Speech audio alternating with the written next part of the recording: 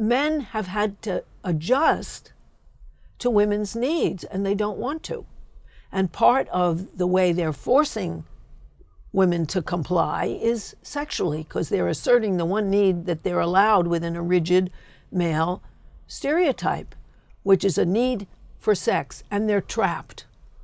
Because on the one hand, men are allowed to be manly wanting sex. On the other, needing the approval of a woman to have sex doesn't feel so manly. However, if you force her, if you assault someone, you take what you want, and then you're a real macho guy. And so that part of it is the male gender stereotype and has the contradiction. put men in a terrible position. And when men have power, they abuse that position. Well, can I just, at that point, because there the economics comes back in, if you organize the workplace in a hierarchical way so that a small number of people at the top are the order givers, literally who give you the job or take it away, who give you the promotion or take it away, who favor you with this or that circumstance or deprive you of it. If you do that, and the majority of the people underneath the order givers are women, and the order givers are men, which is more often than not the case, you have set up a circumstance in which this gender issue is going to work out to the disadvantage of the women. They're going to be, as we now see, compromised and forced, directly or indirectly, over and over again, because they're stuck in a work situation from which there is no escape. You leave one employer, you go to the next one.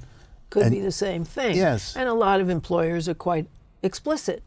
At Fox News, the women had to have clear glass desks and had to wear heels and skirts so you could see their legs under the desk. It was a sexual setup, which was then continued with people like Bill O'Reilly and Roger Ailes into sexual assault and rape.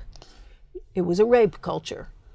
Now, that was a good example. Had that been a co-op where everyone was an equal, or where the employee was also the employer, right? This becomes much more difficult. Then you can't command people or rob their sexuality or take power over them the same way. You know, some of it is a hierarchical organization with no accountability. That's what happened with the Catholic Church. Those priests had no accountability, and they had the hierarchy behind them, and they abused hundreds of thousands of children. And it also goes back to your story about the household. If you have set up a household with the man in the dominant financial position and the man in the dominant ideological, then, you know, he literally has access to his wife's sexuality as part of the institution. That's right. And so that a co-op would do a lot to change that.